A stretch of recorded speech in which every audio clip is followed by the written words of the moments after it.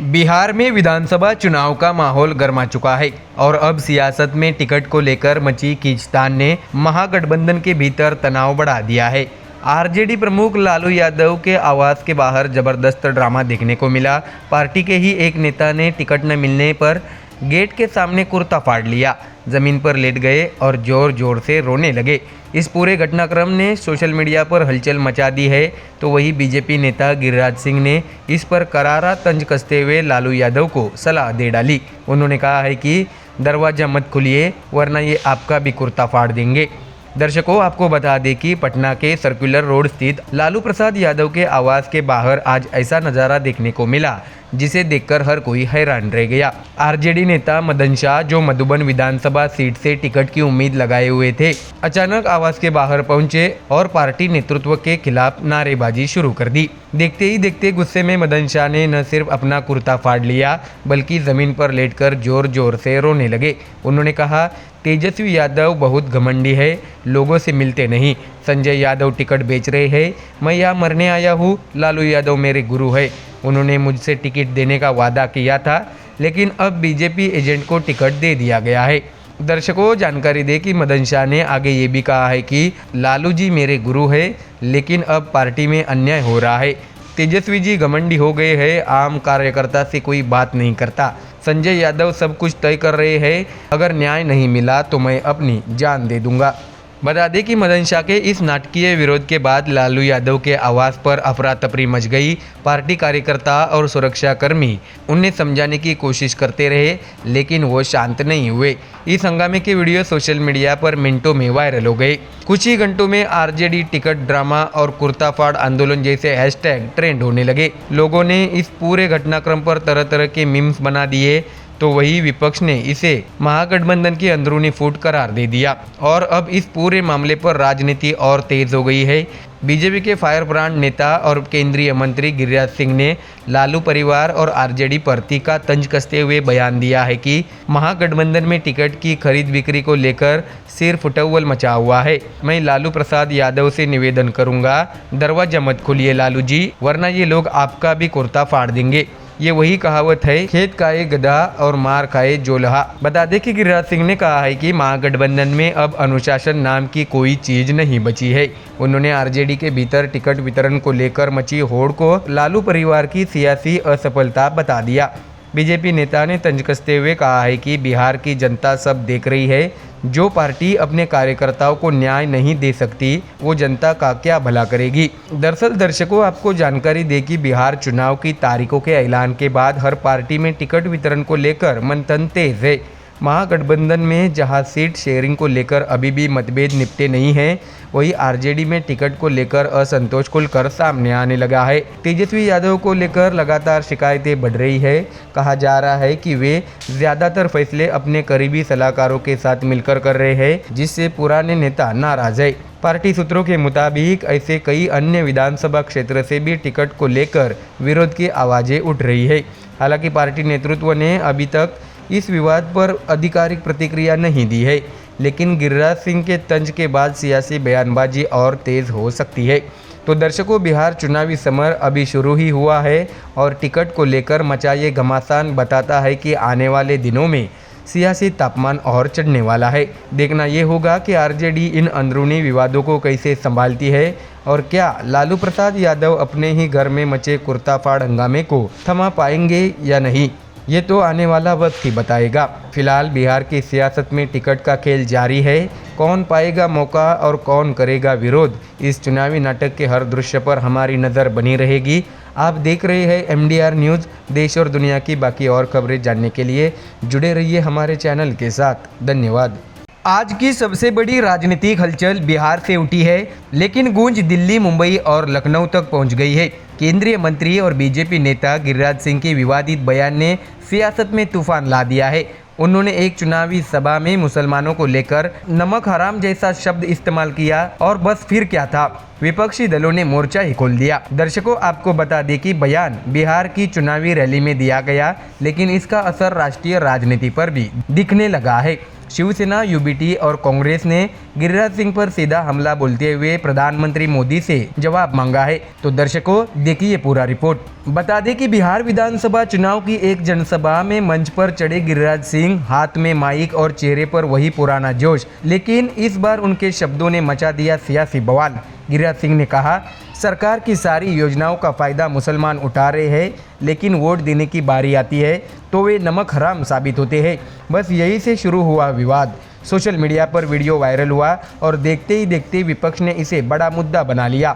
गिरिराज सिंह के बयान की आलोचना सबसे पहले शिवसेना यूबीटी के सांसद संजय राउत ने की। मुंबई में प्रेस कॉन्फ्रेंस कर राउत ने कहा, गिरिराज सिंह का दावा पूरी तरह गलत है। 2014 में मुसलमानों ने ही मोदी को वोट दिया था। बिहार और यूपी में बीजेपी को उन्हीं की वजह से समर्थन मिला था।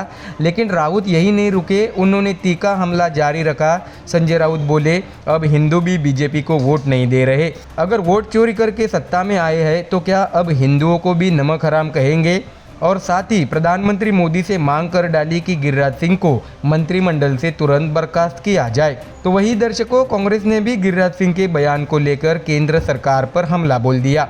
लखनऊ में कांग्रेस प्रवक्ता सुरेंद्र राजपूत ने इसे सांप्रदायिक सौहार्द को तोड़ने की कोशिश बताया। राजपूत ने कहा, यह बयान देश की एकता और अखंडता के खिलाफ है। भाजपा को इस पर माफी मांगनी चाहिए और गिरिराज सिंह के खिलाफ कार्रवाई करनी चाहिए। राजपूत ने यहां तक कहा कि बीजेपी अपने नेताओं के भड़काऊ बयानों से चुनावी माहौल को जहर देने की कोशिश कर रहे हैं। दर्शकों, गौर करने वाली बात यह है कि गिरिराज सिंह पहले भी अपने विवादित बयानों को लेकर चर्चा में रहे हैं। कभी पाकिस्तान भेजने की बात, कभी धर्म के आधार पर टिप्पणियां और अब नमक हराम वाला बयान। हर बार उनके शब्द विपक्ष के लिए एक नया हथियार बन जाते हैं। ऐसे में बयानबाजी की राजनीति, वोट बैंक की नई कहानी। विश्लेषकों की माने तो यह बयान सिर्फ चुनावी गर्मी बढ़ाने के लिए नहीं, बल्कि मतदाताओं के ध्रुवीकरण की कोशिश भी हो सकती है। लेकिन विपक्ष इसे जनता के बीच विभाजन की राजनीति करार दे रहा है।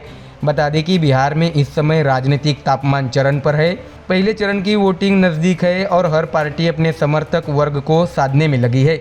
ऐसे में गिरिराज सिंह का बयान बीजेपी के लिए नई मुश्किलें खड़ी कर सकता है। कांग्रेस और शिवसेना दोनों ने इसे चुनाव आयोग के संज्ञान में ले जाने की बात कही है। ऐसे में अब बड़ा सवाल ये है, क्या गिरिराज सिंह पर पार्टी कोई कार्रवाई करेगी या फिर यह बयान बाकी विवादों की तरह सिर्फ बयान तक ही सीमित रह जाएगा? सियासत में शब्दों का असर कभी कभी गोलियों से ज्यादा गहरा होता है। बिहार की धरती से उठी यह बयानबाजी अब दिल्ली की सत्ता के गलियारों में गूंज रही है।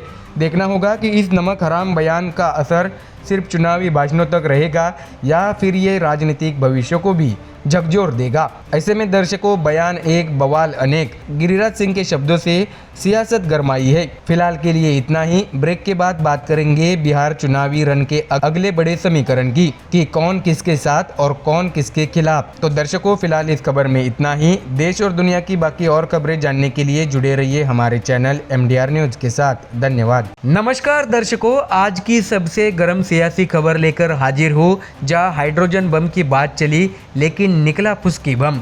जी हां, बीजेपी के IT विभाग के मुखिया अमित मालविया ने कांग्रेस सांसद राहुल गांधी और RJD नेता तेजस्वी यादव पर जमकर वार किया है, वो भी अपने पुराने अंदाज में, मीम और पैरोडी के जरिए। दर्शकों, आपको बता दें कि कहानी शुरू होती है राहुल गांधी के उस बयान से जब उन्होंने कहा था कि उनके पास वोट चोरी के पुख्ता सबूत है और वो सबूत है हाइड्रोजन बम। राहुल का दावा था कि चुनाव आयोग की कार्यशैली पर उनके पास ठोस प्रमाण है, खास तौर पर कर्नाटक के आलंद इलाके में, जहां उन्होंने 6000 से ज़्यादा वोट हटाए जाने का आरोप लगाया था। और बिहार में भी मतदाता सूची के विशेष गहन पुनरीक्षण यानी SIR प्रक्रिया के खिलाफ राहुल गांधी ने जोरदार रैली निकाली थी। दर्शकों, आपको बता दें कि बीजेपी के डिजिटल योद्धा अमित मालविया ने राहुल गांधी और तेजस्वी यादव दोनों को एक साथ निशाने पर ले लिया है। मालविया ने सोमवार को सोशल मीडिया प्लेटफॉर्म X पर पैरोडी वीडियो शेयर किया, जहां राहुल और तेजस्वी की काल्पनिक प्रेस कॉन्फ्रेंस दिखाई गई। वीडियो में दोनों से वोट चोरी के आरोपों, कांग्रेस RJD की खींचतान और लालू यादव के जंगलराज पर चुटीले सवाल पूछे जाते हैं। तो वही इस पोस्ट के साथ ही अमित मालविया ने ये भी लिखा है कि माहौल आंधी वोट चोरी का पर्दाफाश करने आए थे, लेकिन मीडिया के सामने खुद ही एक्सपोज हो गई। हाइड्रोजन बम नहीं भाई, ये तो पुस्की बम निकला। तो वही दर्शकों, बिहार में इससे पहले राहुल गांधी ने वोटर अधिकार यात्रा निकाली थी। यात्रा का मकसद था कि मतदाताओं को जागरूक करना और चुनाव आयोग की निष्पक्षता पर सवाल उठाना, लेकिन अब बीजेपी इसे राजनीतिक ड्रामा बता रही है। मालवीय के पैरोडी वीडियो के बाद बीजेपी समर्थकों ने सोशल मीडिया पर हैशटैग पुस्की बम ट्रेंड करना शुरू कर दिया है और राहुल गांधी पर व्यंग की बौछार कर दी है। ऐसे में दर्शकों, अब सवाल ये है, क्या राहुल गांधी का हाइड्रोजन बम सच में धमाका करेगा या बीजेपी के पुस्की बम ने पहले ही सियासी बारूद जला दिया है। राजनीतिक जानकारों का कहना है कि राहुल गांधी का ये बयान विपक्ष को एकजुट करने की कोशिश तो है, लेकिन ठीक उसी वक्त बिहार में महागठबंधन यानी इंडिया गठबंधन की हालत पतली है। दर्शकों, जानकारी दे कि बिहार में विधानसभा चुनाव नज़दीक है। नामांकन की प्रक्रिया लगभग पूरी हो चुकी है, लेकिन विपक्षी दल कांग्रेस, आरजेडी और वाम दल अब तक सीट बंटवारे पर सहमत नहीं हो पाए हैं। कई सीटों पर तो सहयोगी दल एक दूसरे के खिलाफ ताल ठोक चुके हैं, यानी जिस गठबंधन को बीजेपी के खिलाफ मजबूत विकल्प बनना था, वो खुद अंदरूनी खींचतान में उलझा हुआ है। बीजेपी का प्लान साफ दिख रहा है। वो विपक्षी नेताओं के हर बयान को हास्य और व्यंग में बदलकर जनता के बीच पेश कर रही है और सोशल मीडिया, जो कभी राहुल गांधी का पसंदीदा मंच हुआ करता था, अब बीजेपी के डिजिटल योद्धाओं का अखाड़ा बन चुका है। तो वही दर्शकों, तेजस्वी यादव पर भी निशाना साधा गया है। वीडियो में उन्हें राहुल गांधी के साथ एक तरह से राजनीतिक साथी से ज़्यादा हास्य पात्र के तौर पर दिखाया गया। हालांकि आरजेडी ने इस पैरोडी पर कोई आधिकारिक प्रतिक्रिया नहीं दी है, लेकिन पार्टी सूत्रों का कहना है कि बीजेपी का यही तरीका है मुद्दों से ध्यान भटकाने का। तो दर्शकों, अब सबकी नज़र राहुल गांधी पर है। क्या वो इस पुस्की बम वाले तंज पर पलटवार करेंगे या फिर अगले रैली मंच से बीजेपी पर कोई नया पॉलिटिकल बम फोड़ेंगे? फिलहाल बिहार की सियासत में धमाके जरूर हो रहे हैं, चाहे वो हाइड्रोजन के हो या फुस्की के, लेकिन जनता अब इंतज़ार कर रही है वोटिंग वाले असली धमाके का। तो दर्शकों, फिलहाल इस खबर में इतना ही। देश और दुनिया की बाकी और खबरें जानने के लिए जुड़े रहिए हमारे चैनल MDR न्यूज़ के साथ। धन्यवाद। बिहार में विधानसभा चुनाव की तारीखों के ऐलान के बाद सियासत का पारा तेजी से चढ़ चुका है। राजनीतिक गलियारों में अब सबसे बड़ा सवाल यही गूंज रहा है, क्या चुनाव के बाद भी नीतीश कुमार ही बिहार के मुख्यमंत्री बने रहेंगे? और इसी सवाल का जवाब आज खुद देश के गृह मंत्री अमित शाह ने दे दिया है। दर्शकों, बता दें कि पटना में एक खास कार्यक्रम के दौरान अमित शाह ने साफ कहा है कि मुख्यमंत्री कौन होगा ये तय मैं नहीं करूंगा, बल्कि विधायक दल करेगा। यानी साफ है कि चुनाव बाद सत्ता का समीकरण कुछ भी हो सकता है, लेकिन फिलहाल एनडीए पूरी मजबूती से नीतीश कुमार के नेतृत्व में चुनावी मैदान में है। दर्शकों, दरअसल बिहार में इस बार का चुनाव सिर्फ सत्ता की लड़ाई नहीं बल्कि भरोसे की परीक्षा भी है। एक तरफ एनडीए में शामिल जेडीयू और बीजेपी साथ मिलकर चुनावी रणनीति बना रहे हैं, वहीं दूसरी तरफ विपक्षी गठबंधन इंडिया अपनी जड़ों को मजबूत करने की कोशिश में है। ऐसे माहौल में अमित शाह का यह बयान कई मायनों में अहम माना जा रहा है। पटना में मीडिया से बात करते हुए अमित शाह ने यह भी कहा है कि हम नीतीश कुमार के नेतृत्व में ही चुनाव लड़ रहे हैं और हमें पूरा विश्वास है कि जनता भी नीतीश कुमार पर भरोसा करती है।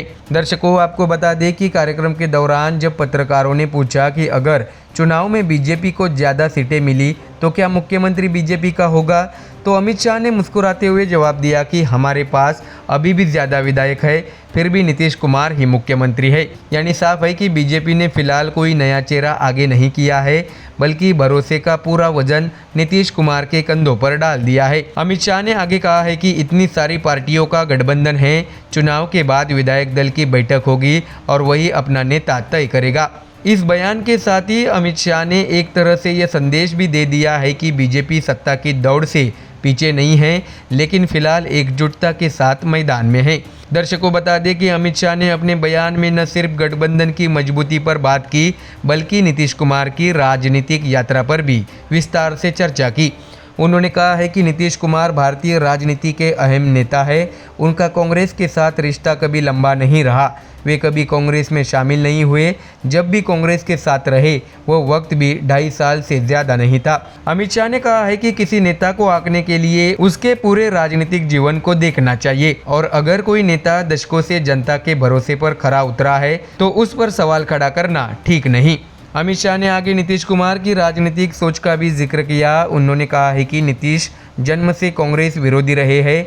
वे समाजवादी विचारधारा से आते हैं और जयप्रकाश नारायण के आंदोलन के दौरान उन्होंने कांग्रेस के खिलाफ मोर्चा संभाला था।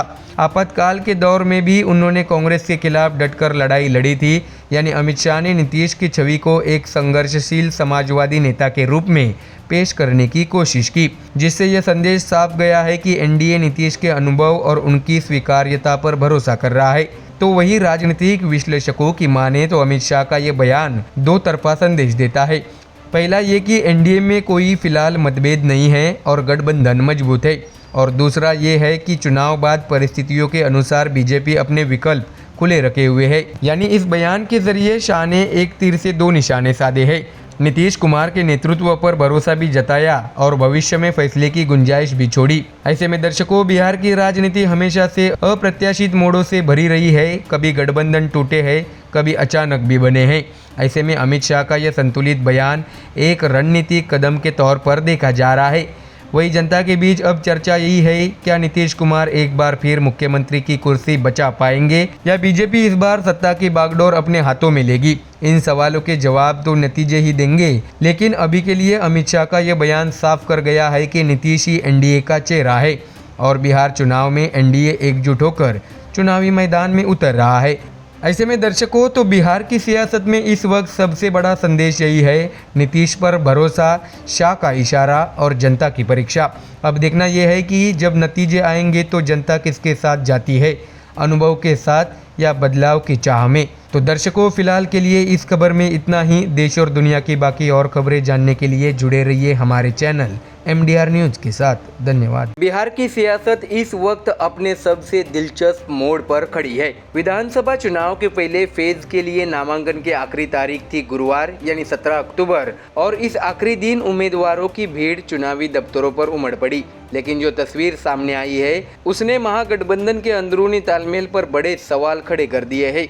जी हां दर्शकों, सीट शेयरिंग को लेकर अब तक कोई साफ तस्वीर नहीं बन पाई है और हालात ऐसे है कि एक ही गठबंधन के दो साथी अब आमने सामने हैं। यानी बिहार की राजनीति में महागठबंधन बनाम महागठबंधन का फ्रेंडली फाइट देखने को मिल रहा है। दर्शकों, आपको बता दें कि कहलगांव, बिहार शरीफ, लालगंज, रोसड़ा, वैशाली ऐसी करीब 8 विधानसभा सीटें हैं जहां आरजेडी, कांग्रेस और वाम दल यानी CPI के उम्मीदवार आमने सामने हैं। कहलगांव सीट का उदाहरण लीजिए। यह आरजेडी ने रजनीश यादव को उम्मीदवार बनाया है और उन्हें पार्टी का सिंबल भी मिल चुका है। लेकिन इस सीट से कांग्रेस ने भी अपने प्रत्याशी प्रवीण कुशवाहा को मैदान में उतार दिया है। यानी महागठबंधन की एकता की तस्वीर अब जमीनी स्तर पर धुंधली नजर आ रही है।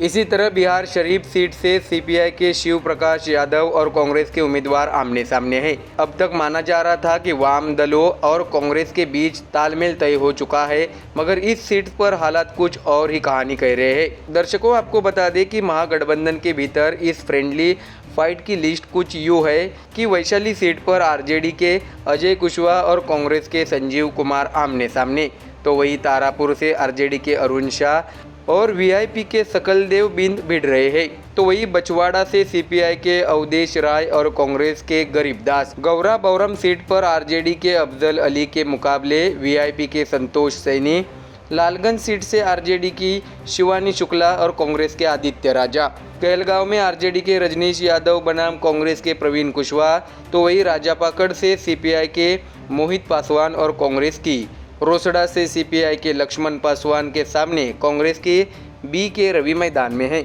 ऐसे में दर्शकों आप सोचिए, जहां एक तरफ एनडीए एकजुट होकर चुनावी तैयारी कर रहा है, वहीं दूसरी तरफ महागठबंधन के घटक दल अपने अपने उम्मीदवारों के साथ आमने सामने हैं। ऐसे में दर्शकों अब बात कांग्रेस की करें तो कांग्रेस ने गुरुवार देर रात बिहार विधानसभा चुनाव के लिए अपनी पहली लिस्ट जारी कर दी।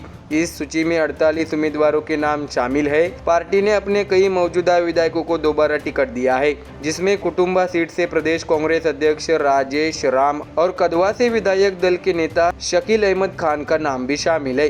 दिलचस्प बात यह है कि कांग्रेस ने ये सूची तब जाहिर की जबकि महागठबंधन में सीट शेयरिंग का फाइनल फॉर्मूला अब तक तय नहीं हुआ है। दूसरी ओर आरजेडी ने भी अपने कई उम्मीदवारों को सिंबल बांट दिए हैं, यानी तस्वीर साफ है। चुनाव नजदीक है लेकिन तालमेल दूर दूर तक नहीं दिख रहा है। अब यह देखना दिलचस्प होगा कि नामांकन वापसी की आखिरी तारीख तक क्या कोई समझौता होता है या फिर यह फ्रेंडली फाइट वाकई महागठबंधन की चुनावी मुश्किलों को और बढ़ा देगी। तो दर्शकों, बिहार विधानसभा चुनाव इस बार 2 चरणों में होंगे। पहले चरण की वोटिंग 6 नवंबर को होगी, जबकि दूसरे चरण में 11 नवंबर को वोट डाले जाएंगे। मतगणना 14 नवंबर को होगी। मतलब आने वाले 3 हफ्ते बिहार की सियासत में बेहद अहम रहने वाले हैं। हर दिन एक नया समीकरण, हर सीट पर बदलते हालात और सबसे बड़ा सवाल, क्या महागठबंधन अपने अंदरूनी मतभेदों को सुलझा पाएगा या फिर ये फ्रेंडली फाइट उसे चुनावी नुकसान पहुंचा देगी। तो दर्शकों, फिलहाल नामांकन की हलचल थमी है, लेकिन राजनीतिक तापमान और भी बढ़ने वाला है, क्योंकि बिहार में चुनाव सिर्फ राजनीति नहीं बल्कि हर पार्टी के भविष्य की परीक्षा है। तो दर्शकों, फिलहाल इस खबर में इतना ही। देश और दुनिया की बाकी और खबरें जानने के लिए जुड़े रहिए हमारे चैनल MDR न्यूज के साथ। धन्यवाद। महाराष्ट्र की सियासत में एक बार फिर संजय राउत के बयान ने हलचल मचा दी है। भ्रष्टाचार, दिल्ली का दखल और वोटर लिस्ट में गड़बड़ी। शिवसेना यूबीटी के इस तेज तर्रार नेता ने फिर एक बार सीधा वार किया है। संजय राउत का कहना है कि अब वक्त आ गया है कि महाराष्ट्र में भी गुजरात वाला फॉर्मूला लागू हो, मतलब सभी मंत्रियों को इस्तीफा देना चाहिए। तो क्या महाराष्ट्र में मचने वाली है राजनीतिक सफाई? चलिए विस्तार से समझते हैं खबर। दर्शकों, आपको जानकारी दें कि शिवसेना यूबीटी के सांसद संजय राउत ने महाराष्ट्र सरकार पर बड़ा हमला बोला है। उन्होंने कहा है कि राज्य के आधे से ज़्यादा मंत्री भ्रष्टाचार में डूबे हुए हैं, लेकिन किसी की कुर्सी नहीं हिलती, क्योंकि यहाँ से बैग भर कर पैसा दिल्ली जाता है।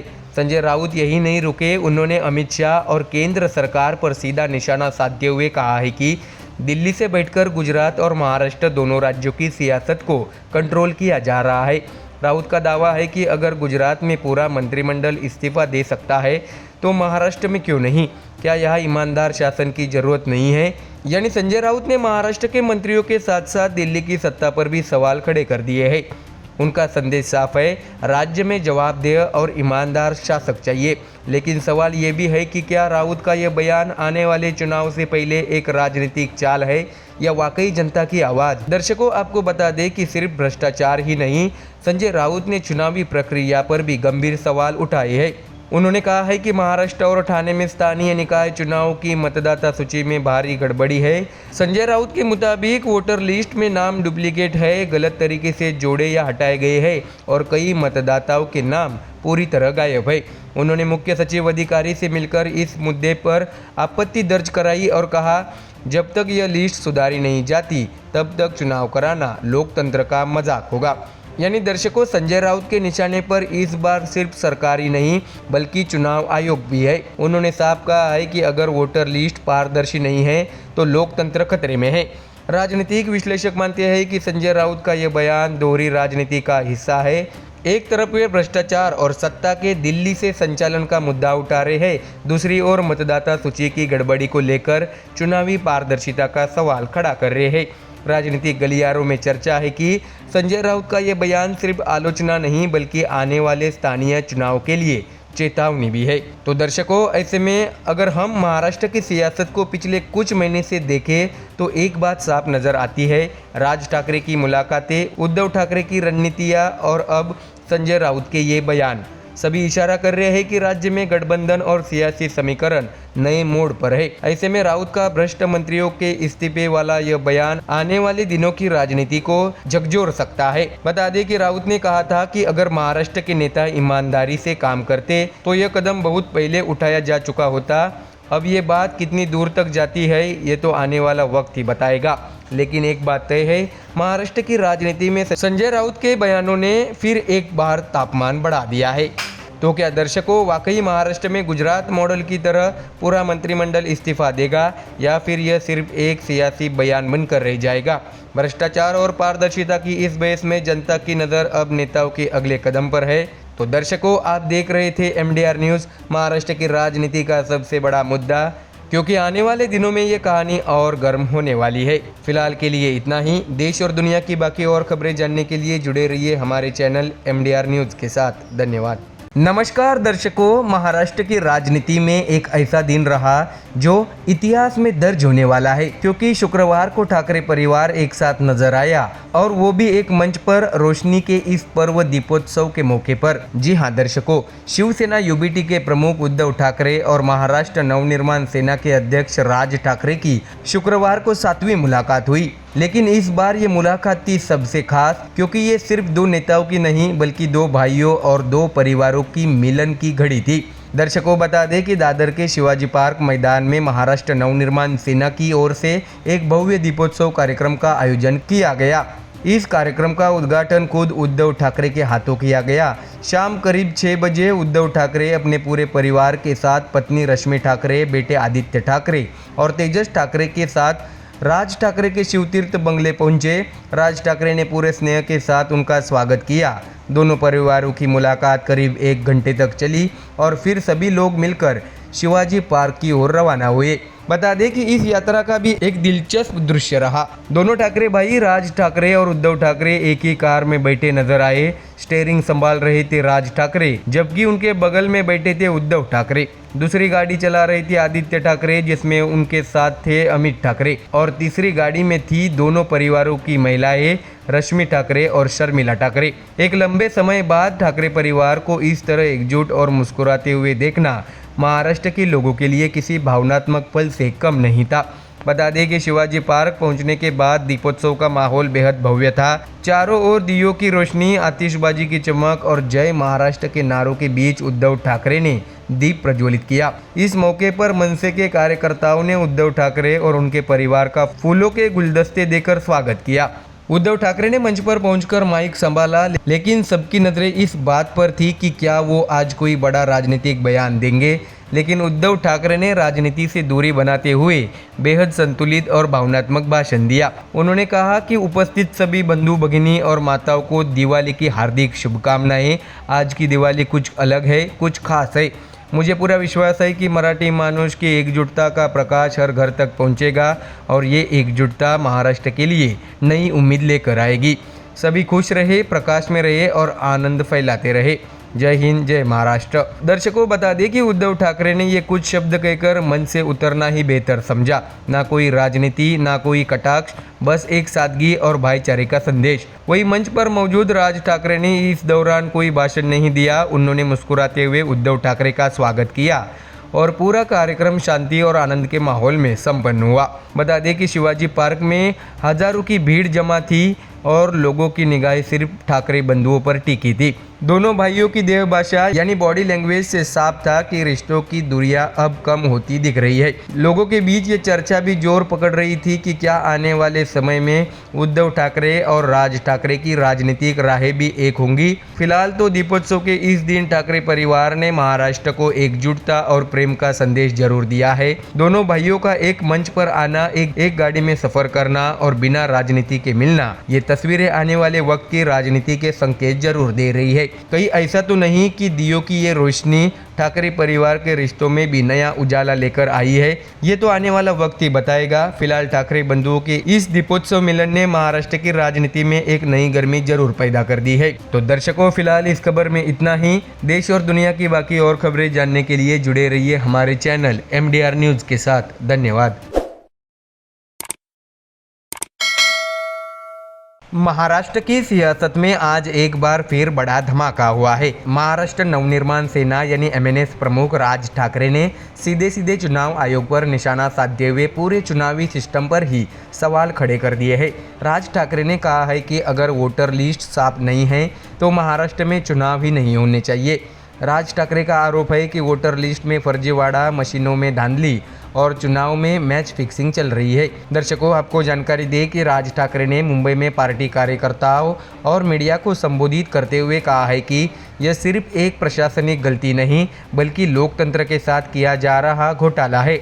उनका कहना है कि हर विधानसभा क्षेत्र में वोटर लिस्ट में ऐसे नाम जोड़े जा रहे हैं जिनका उस इलाके से कोई लेना देना नहीं है। हर चुनाव क्षेत्र में घोटाला चल रहा है, ये आज का नहीं है। हमने पहले भी वोटिंग मशीन के खिलाफ आवाज़ उठाई थी, लेकिन तब किसी ने मेरी बात को गंभीरता से नहीं लिया। आज वही हो रहा है जो मैंने कहा था। दर्शकों, आपको जानकारी दें कि राज ठाकरे ने ईवीएम यानी इलेक्ट्रॉनिक वोटिंग मशीनों की विश्वसनीयता पर भी सवाल उठाया। उन्होंने कहा है कि 232 विधानसभा क्षेत्रों में जो लोग जीते वो खुद भी हैरान थे और जनता भी। राज ठाकरे का आरोप है कि जीतने वाले उम्मीदवारों के चेहरे पर भी खुशी नहीं दिख रही थी क्योंकि मैच पहले से फिक्स था। इसके साथ ही एमएनएस प्रमुख ने सरकार पर भी तीखा हमला बोला। उन्होंने कहा, जब हम चुनाव आयोग से वोटर लिस्ट साफ करने की मांग कर रहे हैं तो सरकार के लोग बीच में क्यों बोल रहे हैं। राज ठाकरे ने सवाल उठाया कि अगर सरकार निष्पक्ष है तो उसे इस प्रक्रिया में दखल देने की जरूरत ही क्या है। यह कैसी लोकतंत्र की परंपरा है। हम वोटर लिस्ट ठीक करने की बात कर रहे हैं तो सरकार के लोग आगे क्यों आ रहे हैं। सबको पता है ये सरकार कैसे बनी और कौन इसके पीछे है। तो वही दर्शकों, राज ठाकरे ने अब अपने कार्यकर्ताओं को सीधी जिम्मेदारी दे दी है। उन्होंने कहा, हर इलाके में हर घर में जाकर यह पता लगाइए कि वोटर लिस्ट में कौन कौन के नाम हैं। राज ठाकरे का दावा है कि एक एक घर में 8 फर्जी नाम भरे जा रहे हैं और यही वजह है कि असली मतदाता हाशिए पर चला जा रहा है। उन्होंने साफ कहा है कि जब तक वोटर लिस्ट की सफाई नहीं होगी महाराष्ट्र में चुनाव मत करवाइए। 1 साल और रुक जाइए, लेकिन लोकतंत्र की नींव को मजबूत करिए। बता दें कि राज ठाकरे ने इस पूरे मुद्दे को मराठी स्वाभिमान से भी जोड़ा। उन्होंने कहा है कि जब भी मराठी आदमी की समस्या आती है वे पीछे नहीं हटेंगे। उनका कहना है कि राज्य के संसाधन और ज़मीन बाहरी उद्योगपतियों को बेची जा रही है और मराठी लोग सिर्फ दलाल बनकर रह गए हैं। मैं डेवलपमेंट के खिलाफ नहीं हूं, लेकिन अगर मराठी आदमी को परेशानी होगी तो सहन नहीं करूंगा। यह सब पहले से प्लान किया गया है। गुजरात को मुंबई चाहिए थी। राज ठाकरे ने अपने भाषण में इतिहास का भी जिक्र किया। उन्होंने कहा है कि सरदार वल्लभ भाई पटेल के समय से ही मुंबई को महाराष्ट्र से अलग करने की कोशिशें होती रही है। उन्होंने आचार्य अत्रे की किताबों का हवाला देते हुए कहा, अगर पढ़ेंगे तो आपको खुद यकीन नहीं होगा कि ये सब पहले से तय था। ऐसे में दर्शकों, अब एमएनएस ने इस पूरे मामले को एक जन अभियान बनाने की तैयारी शुरू कर दी है। राज ठाकरे ने अपने सभी कार्यकर्ताओं से कहा है कि वे हर वार्ड, हर कॉलोनी में जाकर वोटर लिस्ट की जांच करें और लोगों को इस फर्जीवाड़े के खिलाफ जागरूक करें। तो दर्शकों, कुल मिलाकर राज ठाकरे ने महाराष्ट्र के चुनावी सिस्टम पर बड़ा सवाल खड़ा कर दिया है। क्या महाराष्ट्र की वोटर लिस्ट में वाकई गड़बड़ी है? क्या लोकतंत्र में मैच फिक्सिंग हो रही है या फिर यह राज ठाकरे की नई राजनीतिक रणनीति है? अब यह तय करेगा आने वाला वक्त ही। फिलहाल महाराष्ट्र की राजनीति में गर्मी बढ़ गई है और वोटर लिस्ट बन गई है नया चुनावी मुद्दा। तो दर्शकों, फिलहाल इस खबर में इतना ही। देश और दुनिया की बाकी और खबरें जानने के लिए जुड़े रहिए हमारे चैनल MDR न्यूज़ के साथ। धन्यवाद।